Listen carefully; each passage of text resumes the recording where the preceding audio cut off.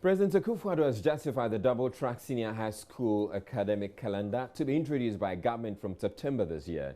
The initiative, which seeks to double the admissions capacity of the country's public senior high schools, is to enable government to accommodate the huge number of students seeking to take advantage of its flagship free SHS policy. The Doubletrack system has, however, been criticized by some over fears it is not a well-thought-out policy and could therefore result in a further deterioration of the quality of education. The president, who was addressing paramount chiefs from 5 districts in the Upper West region as part of his 2-day official tour, however, assured the new senior high school academic calendar will rather improve quality. This multi-track, double intake organization that we're going to make from the beginning of this academic year to be able to deal with this large population, inflow of this large population of new students. And that is going to allow us to do 2 or 3 things. First of all, create room for all the students. Secondly, reduce class sizes, downsize class sizes, and that is the key to the quality, is that we will have smaller classes, teachers that are capable of teaching them. And I'm sure that in 2 or 3 years' time, the comment made by the representative of the teachers about the quality of examination passes will be a thing of the past. So I want you to support this dual intake system as being a very, very efficient way of dealing with this large class of people. And also encouraging the community to take advantage of the policy and send their children to school.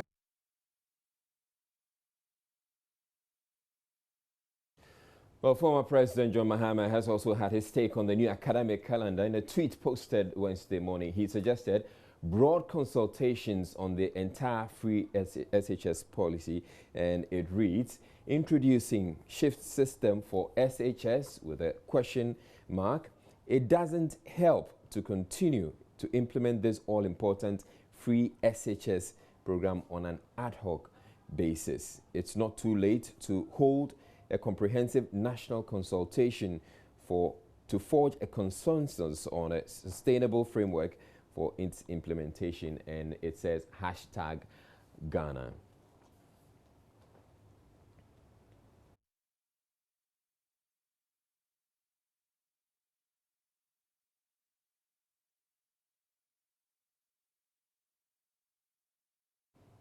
Well, Parliament's ranking member on the Education Committee, Peter Nochu, is one of those warning the introduction of the double-track calendar will negatively impact the quality of SHS education if implemented.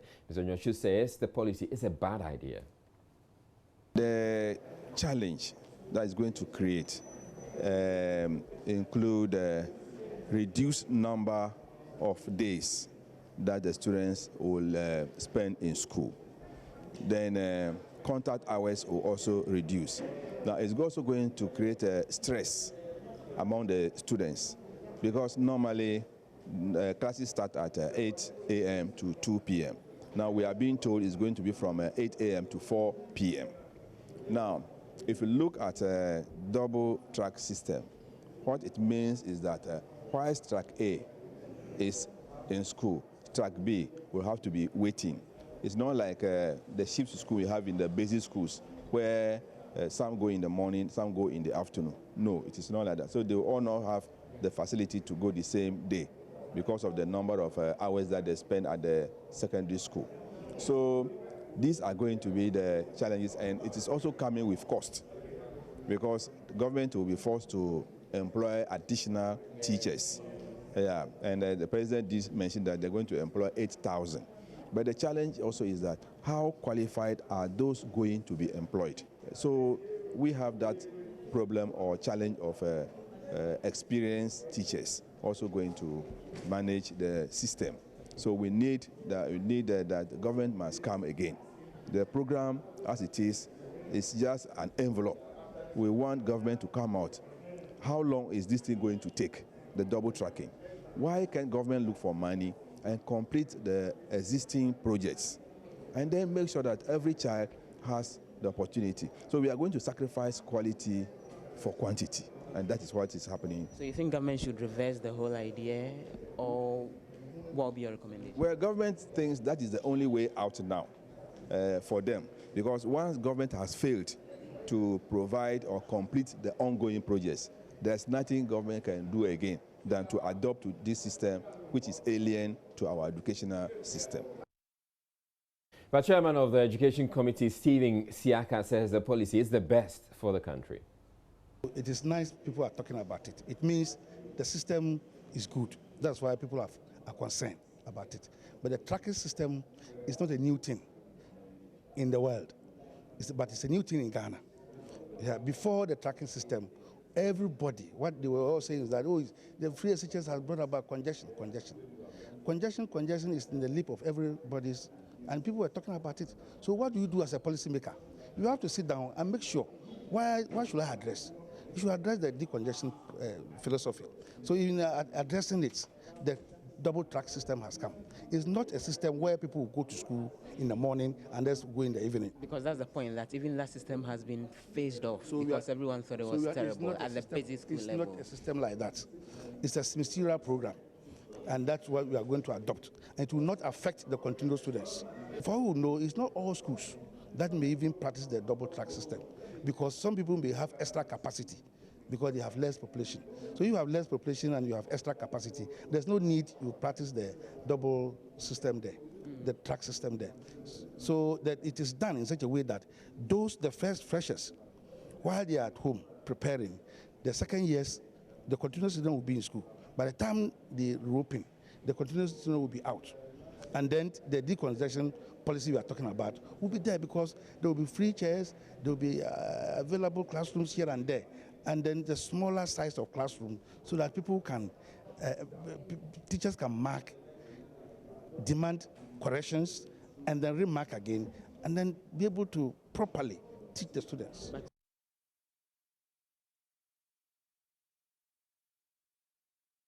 Now, this whole double track, double intake, dual intake senior high school academic calendar is alien to many, as very few understand what it actually is. So let me take a moment to attempt to explain it. In fact, I have Raymond Aqua, who is here. He's had a considerable briefing on the double track system, and he's going to be explaining that to us. So Raymond, now explain to that parent who's out there watching the bulletin right now what this whole system is about. So the double track is just like the university system. So what's going to happen is that there are two leagues. The first stream of students will go to the school in September. All right. They will be in the school for the first 4 months. Which will be, so then from September to December. To December. Then they'll go on vacation for 2 months. Let's say tier 1. Yes. Then tier 2 will come to school during the vacation of the first year. All right. So when the first year vacates in December, then tier the second tier comes comes in January. Yes, they're supposed to be in school for 4 months. But after the first 2 months, the first year will come back to school. All right. So first 2 months of the second tier, yes, the first year will come and join back them. To school. So they would also, that means that the next 2 months will be the period for examination of the second tier and the first year. So for 2 months, we would have 2 tiers in the school. In the school. But how does that resolve the problem with the lack of capacity for the schools to accommodate both of them? Because the second years are not part of this stream. They are running a straight first 4 months vacation system. So this is just for the first years? The first years. The second years are going to school for 4 months, take 2 months off. At that particular 2 months, it will be the same 2 months that you have first year, second year being in school, with the second year students out of school. There's never going to be a time where all the 3 levels, as in first tier, second tier, and those in second year will be in school at the same time. All right. So that is to solve the problem of numbers. Yes, because we are having so many congestion. So the Form 2 students will not be in school at the time that the 2 tiers will be in school to write exams. All right. So this, and how about so Form 2s and Form 3s? The Form 3s would have automatically left in January because they write exams in February. All right. So by February, and we're talking about February, March, then they'll start writing the exams. Their examinations at the WASI level will end in February. Will start in February. So they are basically not going to be there in March. When they are not there, the school is available for any utilization. The only difficulty at this particular point in time is that the second years would have then also left. So we have only these two streams at the same time. When the cycle goes round, then this second year will go to third year. So this will be the final term system. It's only the third years who are going to school this year who will have the final term system. After that, it's going to be semester all through. A first batch and a second batch. First 6 months, 4 months for academic work, 2 months for vacation, then the semester is ended. Then the next one is repeated in the next 6 months. See, that's for the second years. It's always going to be a problem with the first years. It's only when the next year comes in that we'll have a multi-track, because there will be 2 double tracks in school. All right. Now, one challenge that most parents are having is the fact that they may end up having their wards being disadvantaged or being part of a second tier, which second tier they probably may not really want to be a part. It's like second-rate students. Okay, so that's the assurance they are given that the computerized school selection program is going to place the students equally. Actually, your participation in first or second has nothing to do with the quality of results you had. So there can be wonderful 8A students who will be in the first year, same wonderful 8A students who will be in the second year. The only consideration in this case is space. So if there are 45 8A students in the first year, there will equally be 45 8A students in the second year. Indeed, the first years, to some, may be the ones who may be disadvantaged, because come think of it, after 4 months and going on vacation, immediately return from vacation, you come to write the exams. Okay, but then the other problem too is, and the other disadvantage people are highlighting with the second tier, is that having had your teachers, probably the same teachers, teach for the first 4 months, they probably will be so exhausted that they are not going to give off their best for the second tier. No, a different set of teachers are going to teach them. So is that guaranteed? Yes, government saying that by September, all these students would have been recruited. As in currently, NACO, the National, what they call it, Builders Corps, the education part of that thing has 43,000 students who have applied. All that government needs is about 9,000 students to roll out this program. How about the quality of teachers? It's going to mix them. Just like you having a first student in your teacher in your school. The first teacher is not the only person teaching chemistry in the school. There are existing teachers who are teaching chemistry. It is not going to be the job of the second tier or first tier to have only fresh teachers. They are going to be mixed up. That if you, for example, has your first set of lessons being taught by the first teacher who's been in the school for 40 years, the first teacher is not going to be for a second tier or first year. He may teach first under the control and supervision of the first, the existing teachers, but will not be in charge of recruiting, because as the GSS, the quality of the education starts from the beginning. All right. The rather strong teachers are the ones going to handle these classes. So if the Form 2s and Form 3s leave, the people who used to handle their chemistry, the people who used to handle their biology, they'll be redeployed down there so that the fresh ones will mix up like the way they have been introduced. Okay. Over time. As this program is supposed to go for 5 to 7 years, over time, they get absorbed into the system, then they become the kind of teachers you want. So these are not fresh students with fresh teachers. No. It is fresh teachers coming to join the schools like they've been doing all the time. Okay. All right. Thank you very much, Raymond. And I hope you have been enlightened as much as possible on this double track system. We're staying with it because the National Association of Graduate Teachers says it is willing to cooperate with government in the implementation of the planned 2-track senior high school program expected to take off this September. The association, whose members will be the bulk of teachers to be engaged in the system, however, says the authorities should be prepared to take on suggestions it will be providing after a NEC meeting on Thursday. The 2-track system, which seeks to solve the capacity challenge of the country's public senior high schools as more people take advantage of free SHS. Now, NAGRA President Angel Kabonu, however, tells Joy News the challenge of the high number of students seeking admission is a result of a flawed notion that every junior high school leaver needs to progress to SHS. We are having a challenge with numbers because we have created the impression that everybody from BEC is cut out for senior high school. The junior high school is actually the first part of senior high school. That is something society is found very difficult to accept.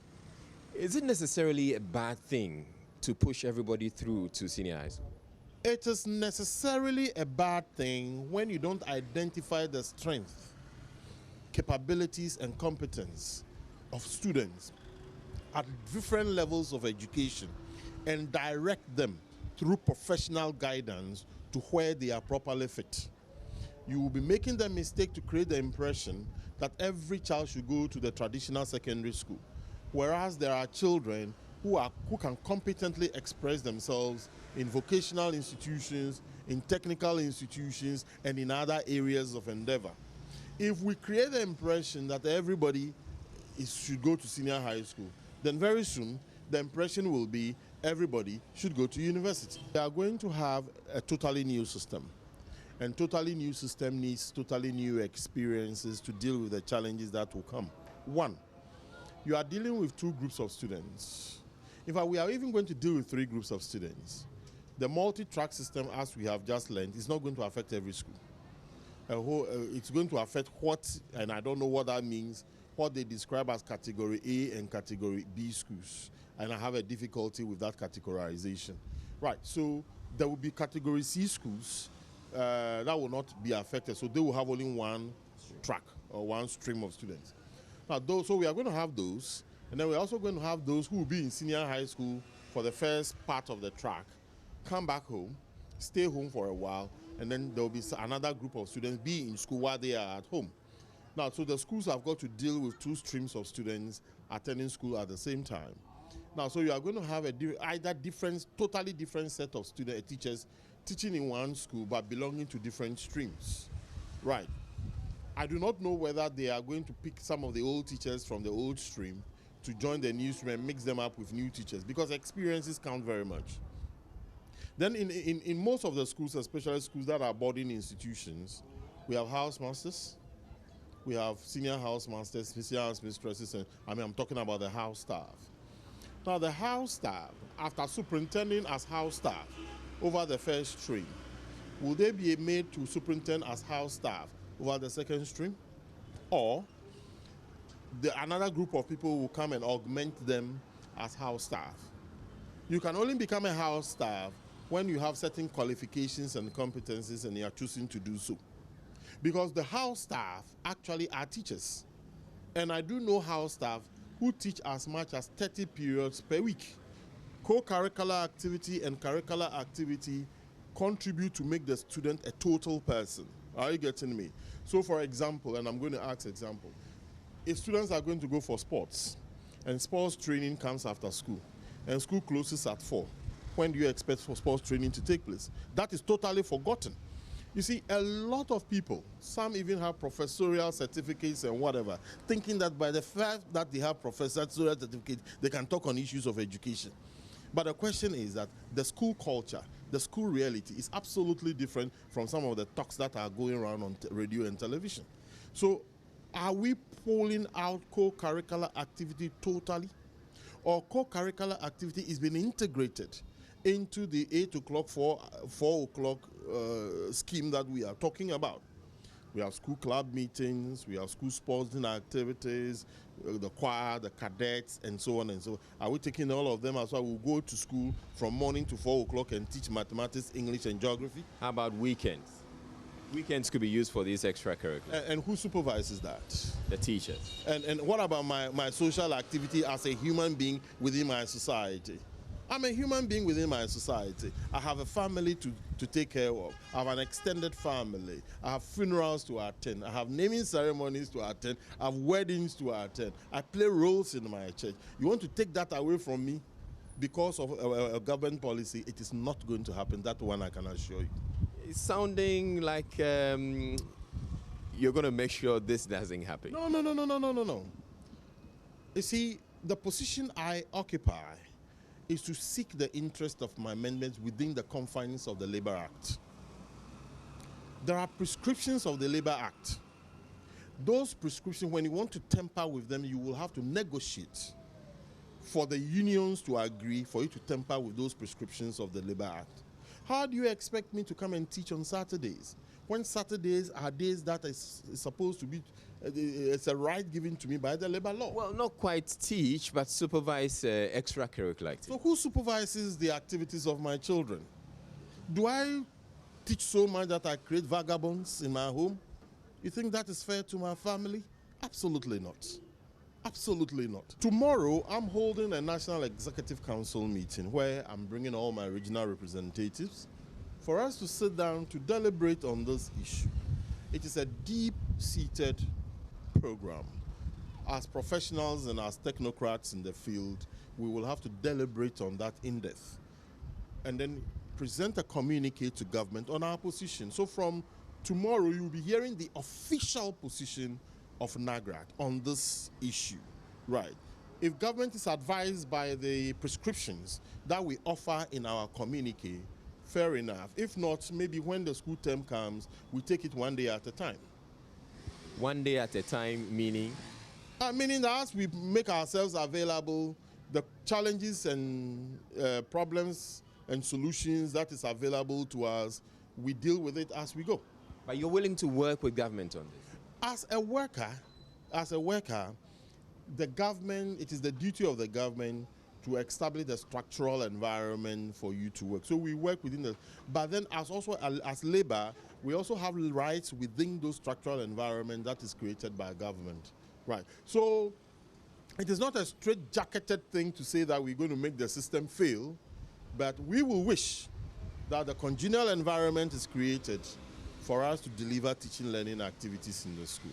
Congenial environments, asking if government sits with you to negotiate and you can all agree to how this should be implemented, you're willing to go along? Yes, if there is extra burden that is going to be foisted on me based on this program that is being run, then I would like us to go to the negotiation table and properly, not somebody announcing that I'm going to give you 50 cedis and then you expect me to run helter-skelter for it. No.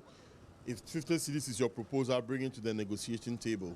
I will also bring my proposal to the negotiating table, and then we all negotiate and see whether if you are adding extra burden on me, then you have to compensate me for the extra burden that you're adding on me.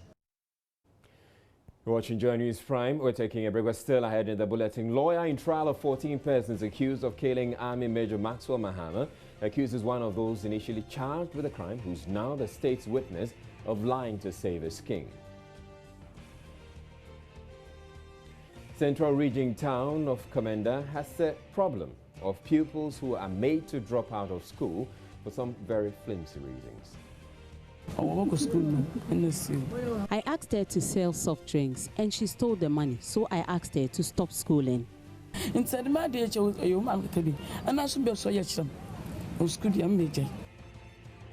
Right, later you hear in the story that she stopped schooling because of the selling that went wrong, but she went back to selling. We'll have that story coming up later on in the bulletin. The business news is next with Emmanuel Abadia. Stay tuned.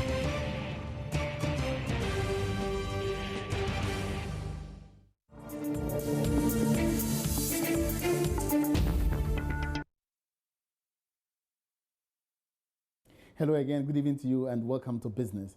Government has called on Indian investors to explore more investment of avenues in the construction and energy sectors. Minister for Works and Housing, Samuel Atachia, says the country's alarming infrastructure gap offers more opportunities for lucrative businesses. This was made known at a ceremony to launch the third multi-sector international exhibitions. We have more in this report. Industry players in the construction and energy sectors have been urged to take advantage of Ghana's infrastructure deficit by injecting more investments there. According to Samuel Atachia, Ghana provides a unique advantage for the development of the country's infrastructure as a hub for sub-regional and international trade and commerce. Poor infrastructure is linked to the higher trade costs that Africa, especially in landlocked countries, faces compared with other regions, resulting in competitive disadvantage. They are quoting from the UN Habitat 2011. To address the estimated 90 billion plus annual funding gap, African governments should take steps to identify innovative sources of finance Deputy Minister for Trade, Carlos Ahinkra, assured investors of some incentives to make it easier to do business, especially in the area of construction. The aim of this event is to introduce the upcoming international exhibitions that would bring stakeholders from the energy, construction, mining, auto components, and automobiles industry to exhibit modern equipment, local materials, technology, and innovations in these sectors with a view to supporting the expedited growth of some strategic sectors of the Ghanaian economy. The idea is to create a forum where Ghanaians can have access to reliable, affordable, and sustainable resources for expedited industrial growth. In this regard, I am glad to note that exhibitors from 16 countries are going to participate in the exhibition. About 95% of exhibitors at the third multi-sector international exhibitions are Indian investors. The exhibition will see the sale of products from the construction and energy sectors. Cocoa buying company PBC is to raise funds from the international financial market to support its operations. Chief Executive of the company, Kofi Usu-Boateng, disclosed this in an interview with Joy Business at the company's 17th annual general meeting held in Accra. He noted that PBC is making efforts to get some offshore investors to inject some more capital to revamp operations. The company has been recording losses over the past 5 years. The persistent, unimpressive performance of the company is attributed to the inability of the majority shareholders, that is the Ministry of Finance and the Social Security and National Insurance Trust, SNIT, to inject more working capital to PBC for them to be able to purchase cocoa. For more than 3 years, the company has not been able to pay dividends to shareholders as a result of losses recorded in its financial report. According to Chief Executive Officer Kofi Owusu-Boateng, the company must be able to raise funds to purchase cocoa for the next season. Inadequate funding. You see, we don't have enough money to buy cocoa. And also, there are some other also natural phenomena. You see, for instance, when you talk about the share nuts, as I was talking about, we bought the share nuts, the machines were not working. The share nuts have to be there, and they are perishable products. So for the long term, but we are not using them. They got rotten. We had to sell them. We had to reduce the prices. So this constituted a lot of loss to us. PBC recorded a net loss of 22.44 million Ghana cedis for the year 2017. The Chief Executive Officer therefore assured the company is taking steps to reduce its cost operations. Cutting down on administrative costs. And as I said, we have started implementing the assessing measures we have taken, reducing medicals, reducing fuel consumption, and so many administrative issues which otherwise had showed up the cost of running the offices. So we've tried to cut down on, rationalize the use of electricity and others, those areas which normally tend to show up the cost of running the. Some shareholders have, however, called for a restructuring of the company and a diversification plan to turn around the once vibrant cocoa buying firm. Ebenezer Sabote's report for Joy Business. Turning attention now to the hospitality industry, Western Regional Chairman of the Ghana Hotels Association, Kojo Asante Anani, is lamenting the poor road network leading to their hotels. They say the situation is having a negative impact on their businesses. He was speaking at the third quarter national executive meeting of the Ghana Association of Hotels in Takoradi. Kojo Asante noted the situation may compel some hotels in the region to fold up soon. The hospitality sector plays a vital role in the development of tourism in the country. It was expected that the advent of oil and gas will not only spur up the hotel business, but turn around the fortunes of the industry in general. Unfortunately, almost 8 years of oil production, the sector is yet to witness a boom. This is because the Western Region branch of the Association of Hotels is facing several challenges that undermine the success of the industry if not resolved. Key among these is the state of road networks in the Western Region. Western Regional Chairman of the Association, Kojo Asante Anani, says the situation is threatening the very existence of hotels in the region. The road leading towards Pole and number 9, that's a Fiekuma Road, we have a bypass behind my hotel. And for some years now, the road has been very bad. And it looks like nobody is showing any concern about it. And you know the cost of, if I decide to use my money to go and do the road, what money will I use in paying my taxes? The same government agencies will come to me to close me down. Look at Takwa, for instance. I believe the government should do very well and look at it. You know, most of the street lights are on the main roads, but hotels are not found on the main road. They are either a branch or at a certain point. And most of the roads, the lights are very bad. Some are gone dead, but there's nobody to take care of it. So we are pleading with government. On his part, National President of the Hotels Association of Ghana appealed to government not to increase taxes frequently, as that will compound their financial situation. We've been calling on the Tourism Authority, which is our primary regulatory body, to call these regulatory bodies to order, let them work in tandem to ensure that we don't have excessive increases in the regulatory fees that we pay. At our meeting today, for instance, one of the issues that came out strongly was the fees to copyright. Would you believe that a hotel, 4-star, 5-star, is being expected to pay over 30,000 cedis a year just because it plays music in its premise? We believe that government has a major role to play in bringing down hotel rates. Now, Amenfi Rural Bank has revealed plans to increase its capital base to 5 million Ghana cedis by 2019. The bank says it is bracing up for any further increase in the minimum capital requirement should the Bank of Ghana decide to do so again.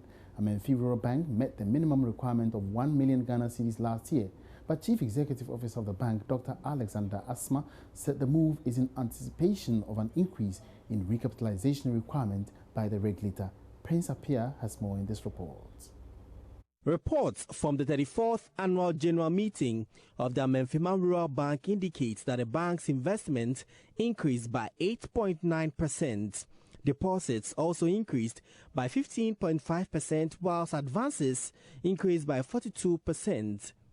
The bank is one of the few rural banks that has met Bank of Ghana's minimum capital requirement with a current capital level at 2.3 million Ghana cedis. In the face of this, the board and management of the bank say they are increasing their capital base to 5 million Ghana cedis by next year. According to them, the long-term goal is to solidify their capital base with 10 million Ghana cedis in anticipation of growth in the sector. And Chief Executive Officer of Amenfi Rural Bank, Dr. Alexander Asma, says the move is in anticipation of further increase in recapitalization requirement by the regulator. So, the Bank of Ghana has already raised the minimum capital requirement for commercial banks or universal banks, and we clearly expect that after the implementation of that requirement by December 2018, other tiers of banking will also attract similar new requirements. So in anticipation of that, Amenfi Rural Bank Board of Directors have taken the steps to raise that capital. And that's all in business tonight. Thanks for watching. My name is Emmanuel Abuaji Riafi. There's more news ahead. Have a good evening. The defense lawyer in the trial of 14 persons accused of murdering Major Maxwell Mahama, George Bernard Shaw, has accused the state's third witness, Kwame Ajay, of peddling falsehood in his testimony to the court.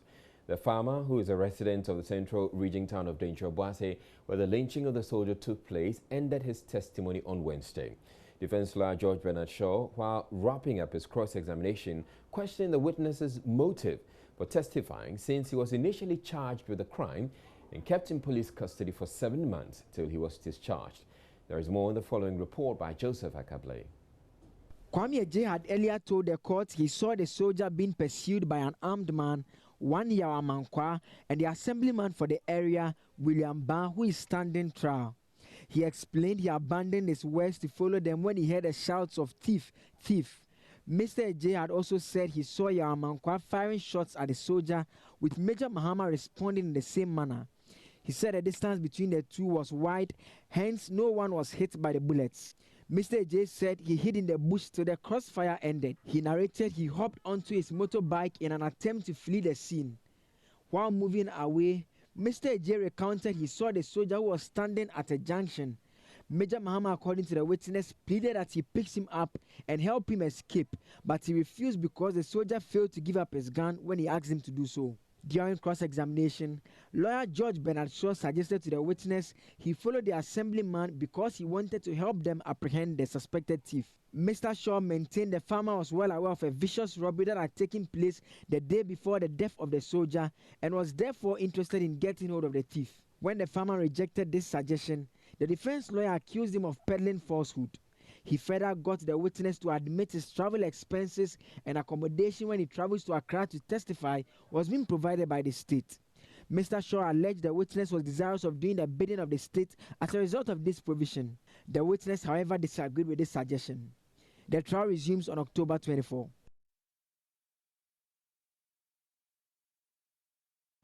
Interviews for tens of thousands of applicants seeking to be employed under the Nation Builders Core Initiative have been conducted at various centers across the country. A total of 137,000 applicants are chasing the 100,000 jobs available in various sectors. The successful applicants invited for interviews here in Accra were fortunate enough to have the Vice President dropping to observe the process. Not all of them, though, were comfortable with the presence of the Vice President. Charity Emihil tells this report. Some of you will go into the Heal Ghana module. I can guess some of you who are going into Heal Ghana. Some will go into Educate Ghana. Some will go into Civic Ghana. Vice President Dr. Mahmoud Bami on Wednesday joined some applicants at the Accra Metropolitan Assembly to witness the interview sessions of some graduates to be recruited into the Nation Builders Corps. The Accra Metropolitan Assembly has successfully interviewed over 1,000 graduates who applied for the Nation Builders Corps. Government, in an attempt to solve the age-old challenge of graduate unemployment, introduced the Nation Builders Corps, NABCO. Vice President Dr. Baumia, in his address, assured that steps are being taken to interview persons with disabilities as well. Information I have is that 137,000 people have been interviewed as of today throughout the 254 districts. We also are making provision for persons with disabilities who will be interviewed, I think, in the next couple of days, so that we don't leave them behind. Chief Executive Officer of the Accra Metropolitan Assembly, Mohammed Ejay Soa, briefed the Vice President on the number of applications filed. Revenue Ghana, 360 people applied and we interviewed 328. Digitize Ghana, 240 applicants were received and then successful applicants were 198. Educate Ghana, 240 people applied and then we had interviewed 190 people. The last one is Heal Ghana, 292 people applied and we had so far interviewed 117. Some of the applicants spoke to Joy News. I'm a little nervous because I don't know the kind of questions that will be asked. Basically, that's how I feel now. Oh, I just hope that I go through successfully and then the kind of questions that will be asked, I'll be able to answer them perfectly. I'm feeling very nervous, but I think I'm okay. Yeah, since I'm tensed, I think I'll be shaking, but I pray I'm able to pass through it. It wouldn't be easy because right now I'm shaking, but I'm hoping for the best. I've gone through some of the questions on their pages, so I think I'll be able to answer some of them, maybe if I get a chance to, but I hope for the best still. So far, the questions I've heard, it's not that tough, so I think I can make it. So I don't work, I'm at home helping my mom. Interviews in all districts across the country are expected to end by close of July. It is hoped that successful applicants will be deployed to their preferred module sector after training. Charity Emil Patel's report for Joy News.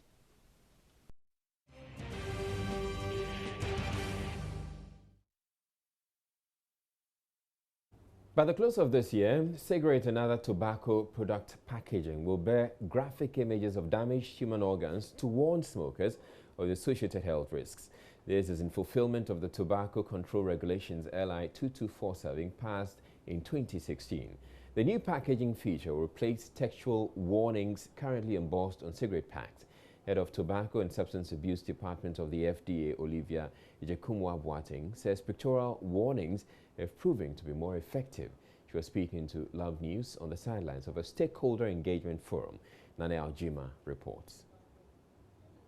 The FDA says the images embossed on tobacco products will communicate the harmful effects of smoking. It will include heart and lung damage, cancers, damaged teeth, and the threat that smoking poses to the unborn child. The images with its accompanying text shall cover 50 to 60% of front and back of the packaging. Head of the FDA in the Ashanti region, Noranakite Labi, believes this will also help in tracking the influx of unauthorized tobacco products.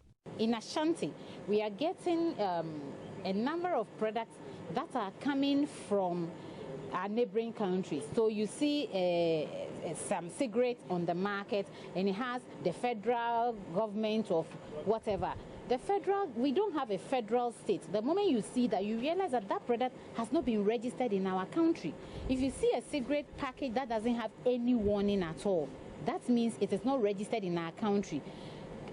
Tobacco products are country specific, and so whatever is supposed to be sold in Ghana would have our warning. Towards the end of the year, most of the tobacco products that will have pictures. So to have pictures of organ failure, it will have pictures of disease, whatever, so that our population that may not be able to read these warnings and understand them would then see these pictures and probably make an informed decision.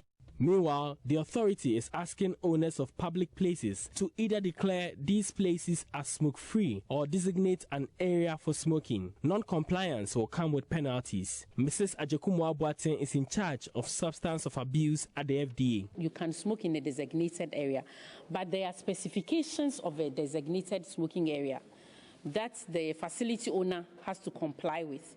It should be such that the smoke does not seep to a non-smoking area to affect the passive smoker or the non-smoker. So we have specifications. Already existing facilities, we ensure that where this designate complies with these specifications, what should go into the facility. Nane Aljima reporting. The Vice President, Dr. Mamadou Bawumia, is admonishing health workers in the country to adhere to best practice. Speaking at the 22nd Annual Conference of the Association of Medical Councils in Africa, he listed some newspaper publications on medical negligence to drum home his point. The issue of medical negligence has dominated the headlines of mainstream news and social media in the last few weeks. Some Ghanaians started sharing their stories on the subject after the story of a man in his 70s died, having been turned away by 7 hospitals. Maxwell Osei was at the conference and now reports. Media reports suggest increasing numbers of complaints about allegations of clinical negligence and poor professional attitude and conduct. With the intensity and rapid decision-making that is the modus operandi of your job, errors are inevitable in health services delivery. But all of us get worried when we read about medical errors and malpractices all too often in the news media. And there are several instances that go unreported. I'm informed that errors range from wrong medication, wrong diagnosis because of incorrect lab test requests, poor lab results, surgical procedures. Integrity, high quality, professional standards, safety and trust are the least that a mother in labor demands of the healthcare system in her time of need. The Vice President also described as worrying the phenomenon where qualified students who apply to study medicine and dentistry are rejected due to lack of space in tertiary institutions.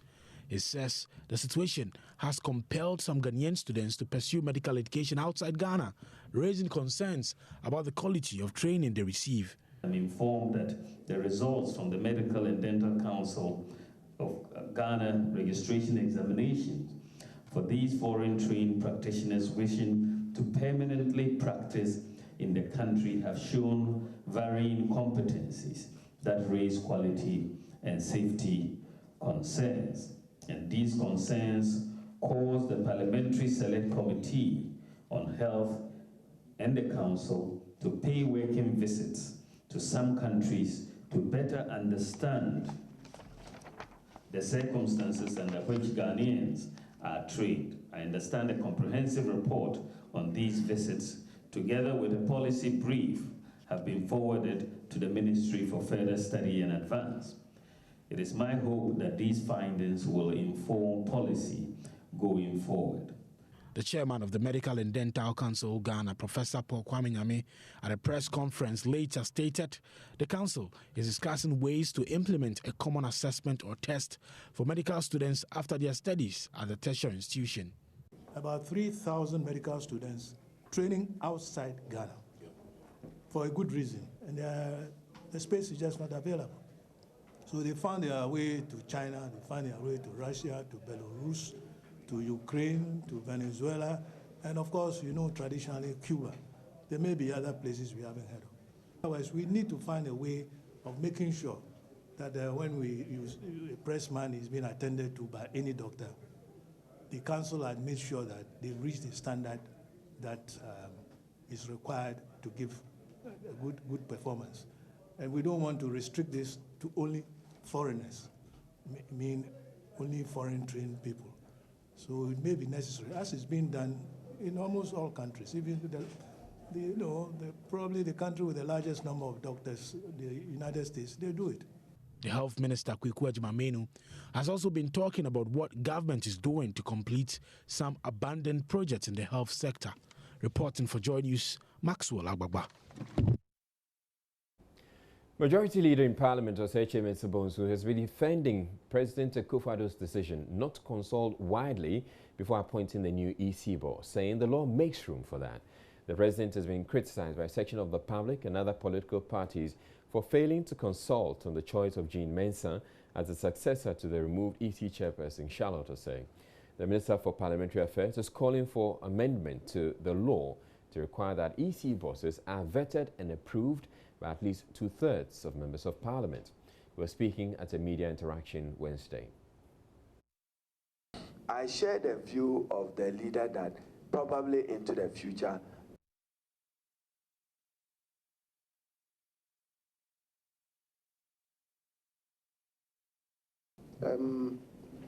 the appointment of the EC,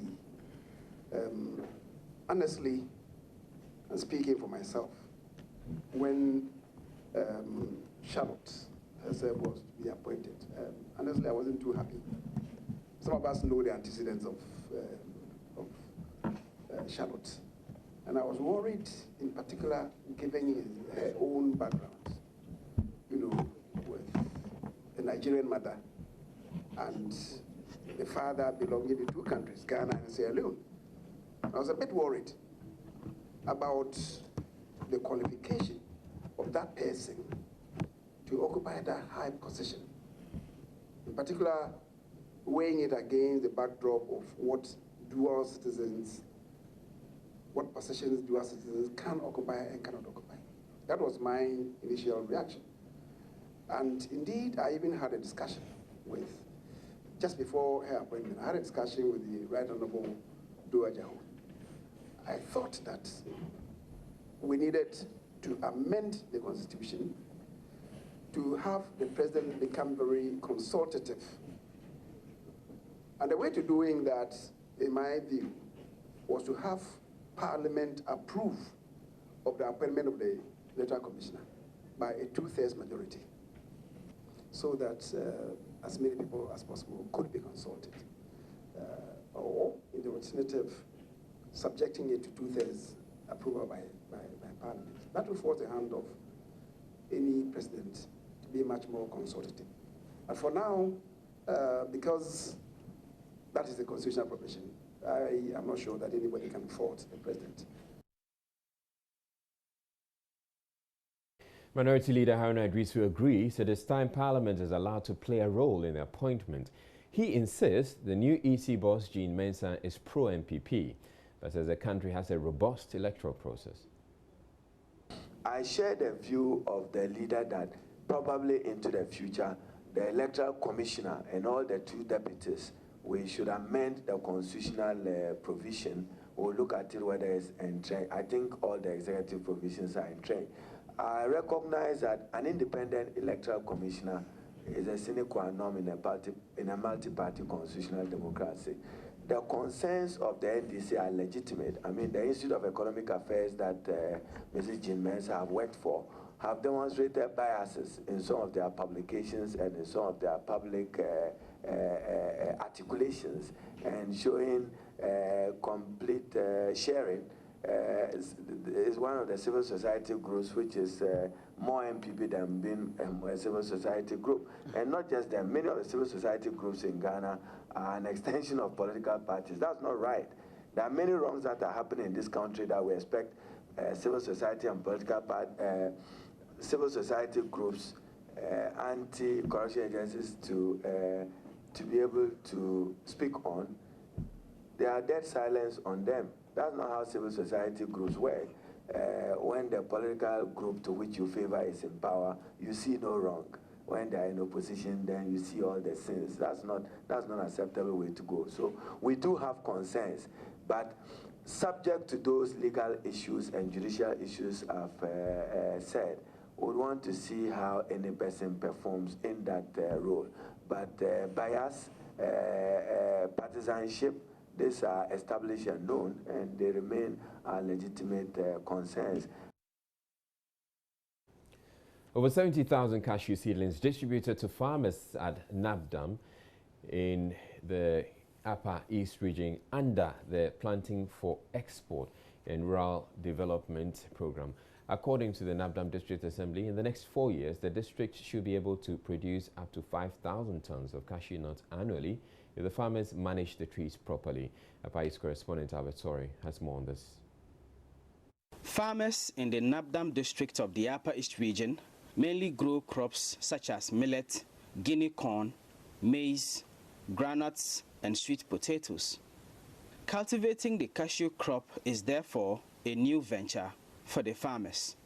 According to the acting district director of agriculture in the Nabdam district, Mahmoud Idi, the cashew seedlings are being distributed under the District Center for Agriculture, Commerce and Technology as part of the Planting for Export and Rural Development Program.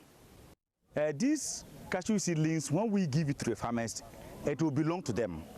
When the fruits and nuts are ready, we would organize market for them. We would link them up, and then they will buy the nuts from the farmers. And then whatever revenue that is gotten from there is for the farmers. Actually, warehouse is a challenge because so far we have some few that are in a very bad condition. We have one at Saku and another one at Pelungu.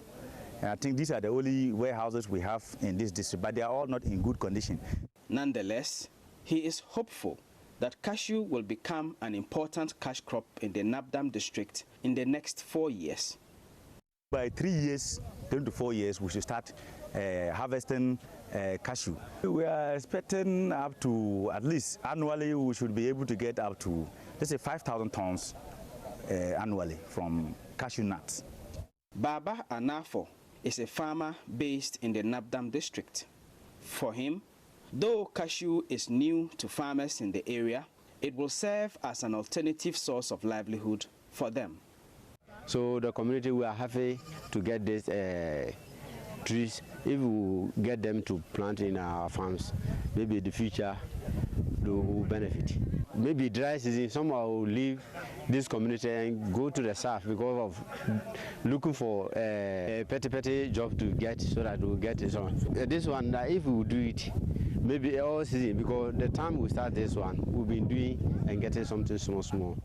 Most of the cost of the project was borne by the Nabdam District Assembly.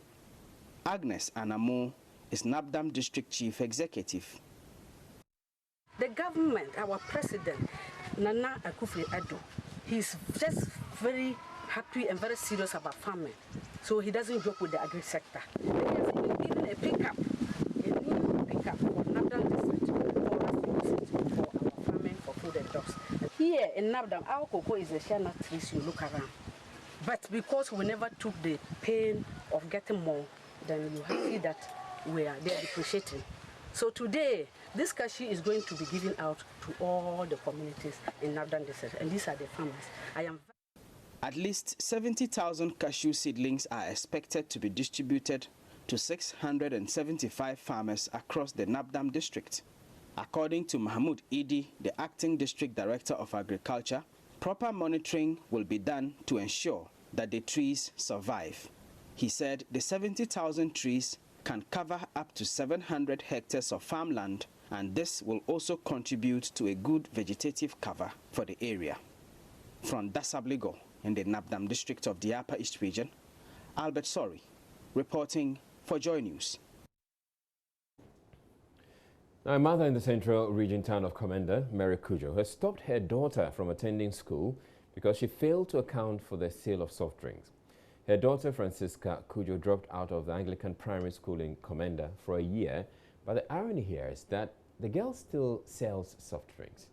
Chojo Kobna reports that with many children freely loitering in Komenda during school hours, the Ghana Education Service would have to find ways of getting primary school dropouts back to school. It's a lazy afternoon at Komenda in the central region of Ghana. Children loiter during school hours. Among the many children is Francisca Kujo, a 12-year-old who has dropped out of school to sell soft drinks.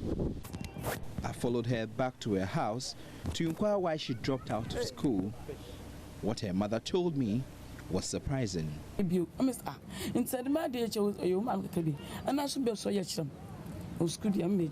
Francisca is stubborn. She failed to account for selling soft drinks. I even threatened to withdraw her from school, and she stopped schooling. She still sells soft drinks for me, but she does not properly account for them. She's just stubborn. I don't know what to do with her.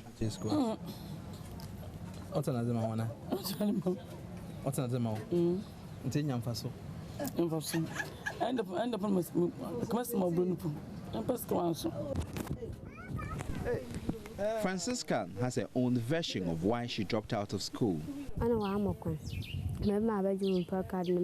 My siblings destroyed my school uniform.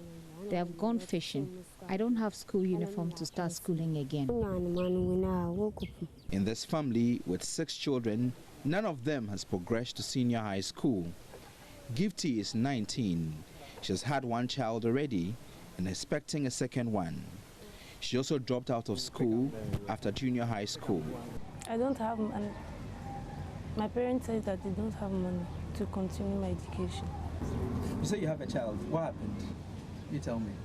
It's a long story because of the situation. What happened? Francisca has no role model to push her to school, so she has given up on education. I visited Francisca's school, Anglican primary school, and her teachers confirmed she has missed school for a year. They, however, did not speak on camera, stating they need permission to grant an interview. But what is clear is this: teachers do not adequately follow up on pupils who drop out of school. The Ghana Education Service perhaps must re-examine ways of tracing pupils who have dropped out of school and bring them back into the classroom if we really need to achieve the compulsory aspect of basic education.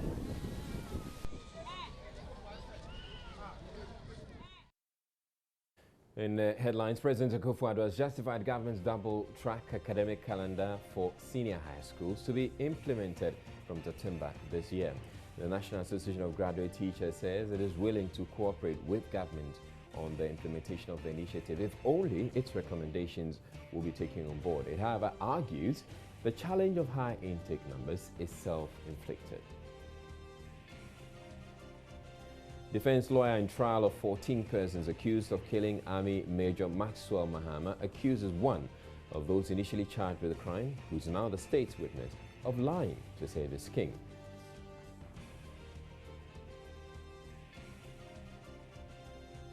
Vice President Mahmoud Bawumia makes an announcement appearance at interview of Nation Builders Core Initiative, expected to provide jobs for 100,000 graduates. In business, Minister for Works and Housing Samuel Atachian urges Indian investors to explore more opportunities in the construction and energy sectors. A third multi-sectoral exhibition is launched in Accra. All right, thank you. My name is Ojolai. Thank you very much for watching. Have a good night.